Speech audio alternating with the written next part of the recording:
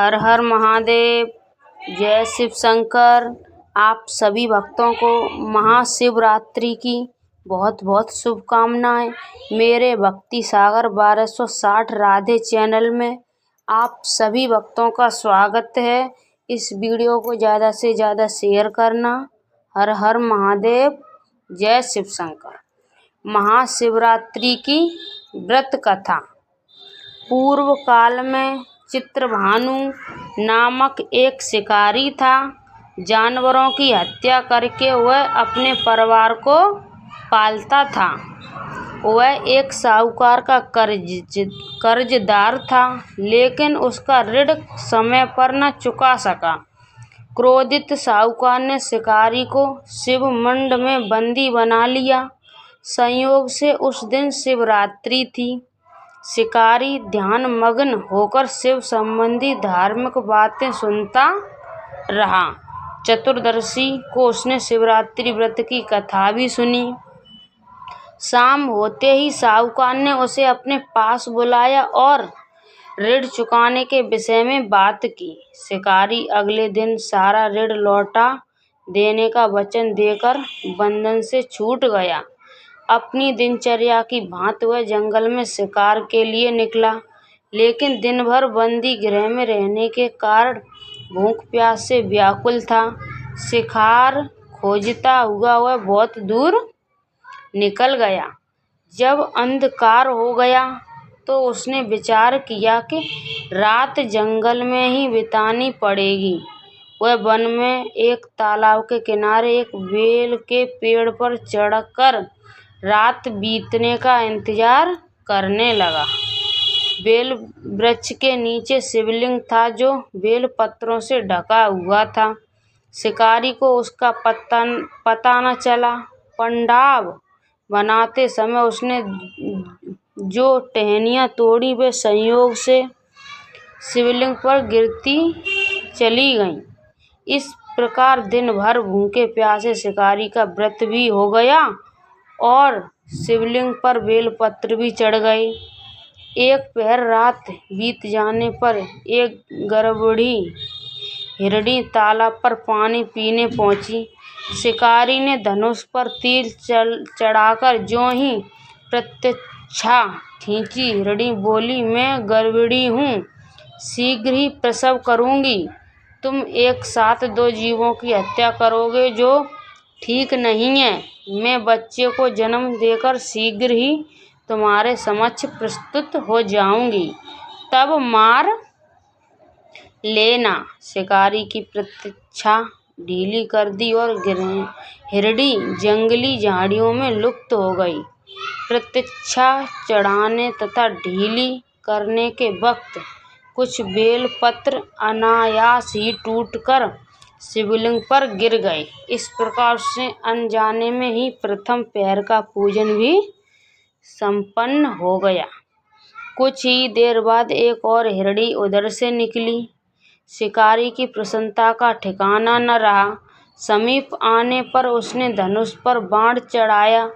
तब उसे देख हिरणी ने विनम्रता पूर्वक निवेदन किया कि हे शिकारी, मैं थोड़ी देर पहले ऋतु से निवृत्त हुई हूँ, कामातुर विरहिणी हूँ, अपने प्रिय की खोज में भटक रही हूँ।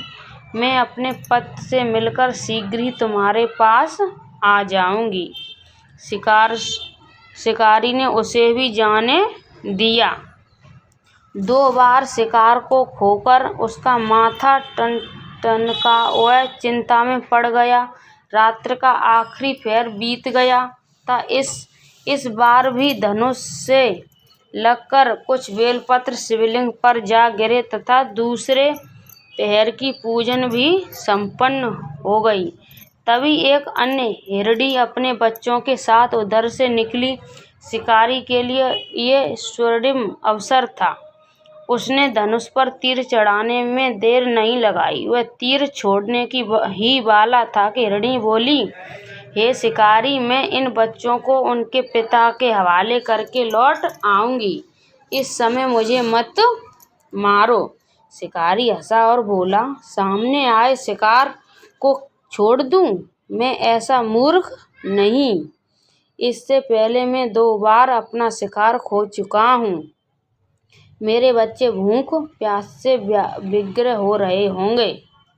उधर में हिरणी ने फिर कहा, जैसे तुम्हें अपने बच्चों की ममता सता रही है, ठीक वैसे ही मुझे भी। हे शिकारी, मेरा विश्वास करो, मैं इन्हें इनके पिता के पास छोड़कर तुरंत लौटने की प्रतिज्ञा करती हूँ। हिरणी का दुख भरा स्वर सुनकर शिकारी को उस पर दया आ गई। उसने उस मृगी को भी जाने दिया।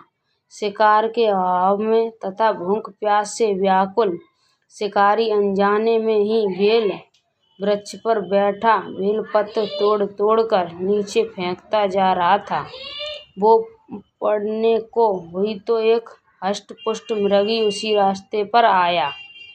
शिकारी ने सोच लिया कि इसका शिकार वह अवश्य करेगा। शिकारी की तनी प्रतीक्षा देखकर मृग विनीत स्वर में बोला, हे शिकारी, यदि तुमने मुझसे पूर्व आने वाली 3 मृगियों तथा छोटे छोटे बच्चों को मार डाला है तो मुझे भी मारने में विलम्ब न करो, ताकि मुझे उनके वियोग में एक क्षण भी दुख न सहना पड़े। मैं उन हिरनियों का पति हूँ। यदि तुमने उन्हें जीवन दान दिया है तो मुझे भी कुछ क्षण का जीवन देने की कृपा करो। मैं उनसे मिलकर तुम्हारे समक्ष उपस्थित हो जाऊंगा। मृग की बात सुनते ही शिकारी के सामने पूरी रात का घटना चक्र घूम गया। उसने सारी कथा मृग को सुना दी। तब मृग ने कहा, मेरी तीनों पत्नियां जिस प्रकार प्रतिज्ञाबद्ध होकर गई हैं, मेरी मृत्यु से अपने धर्म का पालन नहीं कर पाएंगी। अतः जैसे तुमने उन्हें विश्वास पात्र मानकर छोड़ा है, वैसे ही मुझे भी जाने दो। मैं उन सब के साथ तुम्हारे सामने शीघ्र ही उपस्थित होता हूँ। शिकारी ने उसे भी जाने दिया। इस प्रकार प्राय हो आई। उपवास, रात्रि जागरण तथा शिवलिंग पर बेलपत्र चढ़ने से अनजाने में ही पर शिवरात्रि की पूजा पूर्ण हो गई। पर अनजाने में ही की हुई पूजन का परिणाम उसे तत्काल मिला। शिकारी का हिंसक हृदय निर्मल हो गया। उसमें भक्त शक्ति का वास हो गया। थोड़ी ही देर बाद वह मृग सब परिवार शिकारी के समक्ष उपस्थित हो गया, ताकि वह उनका शिकार कर सके। किंतु जंगली पशुओं की ऐसी सत्यता, सात्विकता एवं सामूहिक प्रेम भावना देखकर शिकारी को बड़ी ग्लानि हुई। उसने मृग परिवार को जीवन दान दे दिया। अनजाने में शिवरात्रि के व्रत का पालन करने पर भी शिकारी की मोक्ष की प्राप्ति हुई। जब मृत्यु काल में यमदूत उसके जीव को ले जाने आए तो शिव गणों ने उन्हें वापस भेज दिया तथा शिकारी को शिवलोक ले गए। शिवजी की कृपा से ही अपने इस जन्म में राजा चित्रभानु अपने पिछले जन्म को याद रख पाए तथा महाशिवरात्रि के महात्म्य को जानकर उसका अगले जन्म में भी पालन कर पाए। जय श्री कृष्णा, जय श्रीमन नारायण, राधे राधे। शिव कथा का ये संदेह है। शिकारी की कथा अनुसार महादेव तो अनजाने में किए गए व्रत का भी फल दे देते हैं, पर वास्तव में महादेव शिकारी की दया भाव से प्रसन्न हुए। अपने परिवार के कष्ट का ध्यान होते हुए भी शिकारी ने मृग परिवार को जाने दिया। ये करुणा ही वास्तव में उस शिकारी को उन पंडित एवं पुजारियों को उत्कृष्ट बना देती है, जो कि सिर्फ रात्रि जागरण, उपवास एवं दूध, दही, बेलपत्र आदि द्वारा शिव को प्रसन्न कर लेना चाहते हैं।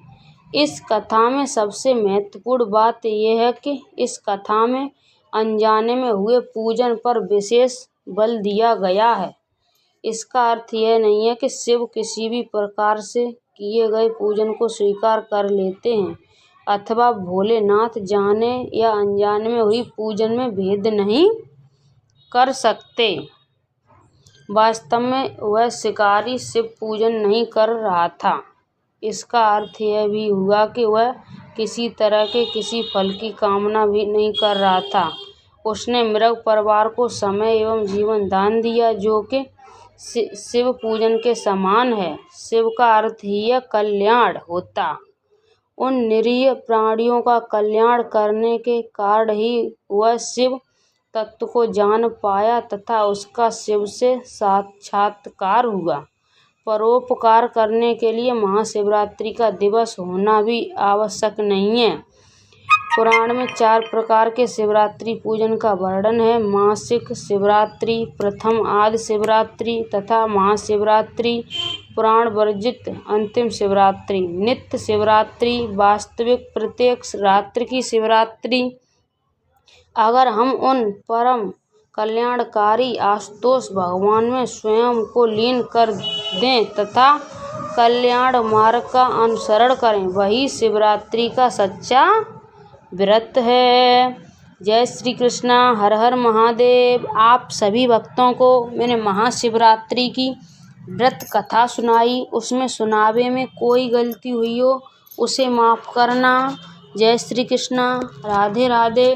इस वीडियो को सभी भक्त ज़्यादा से ज़्यादा शेयर करना, कमेंट में हर हर महादेव लिखना, लाइक कर दें। आपके एक लाइक से हमारी वीडियो को आगे ला जाएगी। जय श्री कृष्णा, राधे राधे।